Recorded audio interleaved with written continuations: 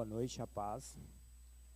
Eu sou um filho amado de Deus, lutando e vencendo contra a ansiedade, medo, procrastinação, timidez, sexualidade distorcida, codependência anulativa, insegurança, autodepreciação, perfeccionismo, egoísmo e autossabotagem. Meu nome é Douglas. Sou o fruto de uma gestação não planejada, o segundo filho com diferença de 3 anos entre mim e a minha irmã. Na época que eu nasci, a situação era bem precária. O casamento dos meus pais era marcado por traições do meu pai, por ele beber, fumar e viver sempre fora a serviço. Meus pais não se firmaram em lugar nenhum. Minha infância foi marcada por diversas mudanças de residência. Não me lembro de muitas coisas até os 7 anos de idade. A única coisa que eu me lembro é de nos mudarmos sempre. Meu pai vivia para trabalhar e, com a sua ausência, a minha mãe transferiu toda a sua carência e falta de afetividade para mim e a minha irmã. Sempre foi muito super protetora, controlava tudo o que fazíamos. Quando eu tinha 8 anos de idade, já vivíamos em uma casa própria. Era bem simples, mas as condições já eram um pouco melhor. Meu pai ainda era muito ausente. Toda vez que meu pai retornava dos serviços longos, o recebia com um abraço. Em uma das suas viagens a serviço, ele não retornou. Sofreu um acidente grave, tomou um choque de 13.800 volts e teve queimaduras graves pelo corpo. Recebemos a notícia por telefone. Minha mãe e minha irmã, sem estrutura, não souberam me passar a notícia. Me passaram a seguinte informação: seu pai tomou um choque muito grave e está quase morto. Me lembro delas falarem chorando: ele vai morrer. Devastado pelo medo e angústia, não sabia o que fazer. Me lembro de subir na laje e chorar muito e pedir para Deus não levar o meu pai. Foi uma fase muito complicada. Não podia ver ele, pois o hospital era muito longe e ele ficou 6 meses internado. Tinha crise de tristezas constantes.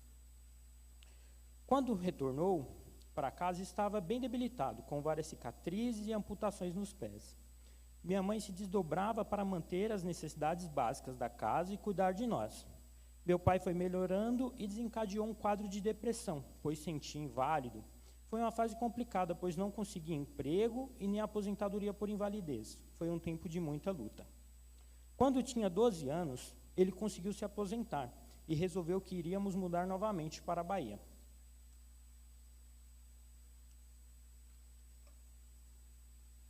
Depois da mudança, me deparei com outra realidade. Não me sentia parte. Meus tios e primos, desde cedo, me estimularam para a sexualidade distorcida. Achava que era normal e vivia em busca de relacionamentos superficiais. Tinha muita liberdade na época. Andava de moto desde muito jovem, curtia as festas, encontros, sempre que podia. E vivia em uma busca incessante por ficantes. Com 14 anos, comecei a trabalhar para poder ter as coisas que tinha vontade. Trabalhei em diversas áreas: obras, borracheiro, mecânico de moto, em bar, montador de móveis, entregador de móveis. Com 16 anos, resolvi que iria fazer um curso. Como morava no interior, não tinha muitas opções. O único lugar que tinha era uma cidade bem longe, chamada Vitória da Conquista, que era bem longe. Demorava muito para chegar. Por um tempo, tentei conciliar ensino médio, trabalho e curso, mas era muito cansativo.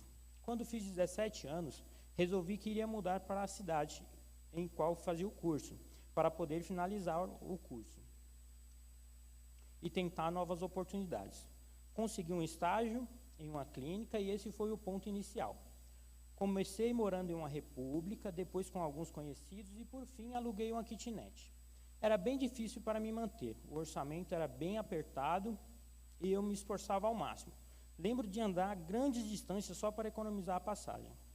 Nesse tempo, não criei muitos vínculos, era somente eu.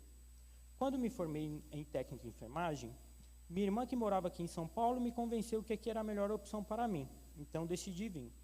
Ao chegar, me deparei com diversas dificuldades. Porém, depois de um tempo, já comecei a trabalhar, já tinha uma casa alugada e comecei a conquistar minhas coisas. Com muito esforço, consegui me sentir confortável com o que já tinha. Tinha dificuldade de formar relacionamentos. Todos os que tinham eram superficiais e problemáticos. A solitude era a minha maior aliada. Me esforçava ao máximo. Comecei a faculdade, busquei novas oportunidades de emprego. Quando conheci a minha esposa, éramos colegas de viagem, trabalhávamos no mesmo hospital. Ela morava aqui em Ribeirão e eu morava em Mauá. Vínhamos juntos de São Paulo. As relações foram se estreitando e ficamos amigos. Na época, tinha muitos conflitos internos e um relacionamento amoroso disfuncional, e ela me aconselhava muito. Ao fim do meu relacionamento, começamos a nos aproximar. Depois de um tempo, começamos a namorar. O começo foi bem difícil. Como tinha dificuldade de formar compromissos e alianças, sempre que acontecia algo, eu fugia. E foi assim por muito tempo. Já morávamos juntos e eu ainda mantinha a casa alugada em Mauá, com medo de perder tudo que tinha conquistado. O relacionamento chegou em um ponto que não tinha mais jeito. Toda briga eu queria fazer a mala e fugir. Chegou em um ponto que tive que tomar uma decisão, desfazer da casa ou terminar o relacionamento. Na época, escolhi desfazer da casa, com muito pesar. Foi uma fase difícil, as brigas eram constantes. Minha mãe e minha irmã tinham uma grande influência em minha vida e atrapalhavam muito no meu relacionamento. Fui convidado a vir aqui na IBM, igreja em que minha esposa frequentava. Tinha muita resistência. Católico não praticante achava muito estranho. Tem até uma história legal que eu vim para a igreja e eu vi uma pregação, alguém falando alguma coisa assim do tipo: porque quando você está no mundo eu ficava revoltado. Meu Deus, todo mundo está no mundo, meu Deus.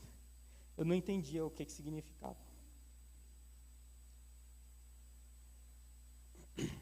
Nosso relacionamento chegou em uma fase bem complicada, marcada por brigas, grande parte pelo fato de eu não querer firmar compromisso. Cheguei a fazer declaração de união estável só para não ter que formalizar o casamento civil. Em meio a uma dessas discussões, recebi uma ligação inusitada. O pastor Sérgio, em que eu nem tinha muito contato na época, me ligou. Foram 9 tentativas, até que eu resolvi atender. Em uma videochamada, tivemos uma conversa libertadora. Aceitei a Jesus como meu Senhor e Salvador. Daquele ponto, Deus começou a trabalhar em minha vida. Logo em seguida, fui para o encontro de casais e restauração. Ambos me impactaram muito. Após os encontros, decidi que iria me casar. Nos casamos e depois, logo em seguida, me batizei. Minha esposa, nesse processo todo, foi muito ferida com os meus problemas pessoais e tive que tomar posições para poder reparar. Depois do casamento, a minha vida começou a andar. Já não vivia 100% no escuro, mas ainda tinha muitos problemas. Eu achava que não tinha mais nada para mudar. Tudo era culpa das outras pessoas. Por meio de um aconselhamento, o Jair e a Vera nos recomendaram 30 semanas. Logo na primeira semana, fui surpreendido. Eu achava que não tinha nenhum problema e descobri que tinha vários.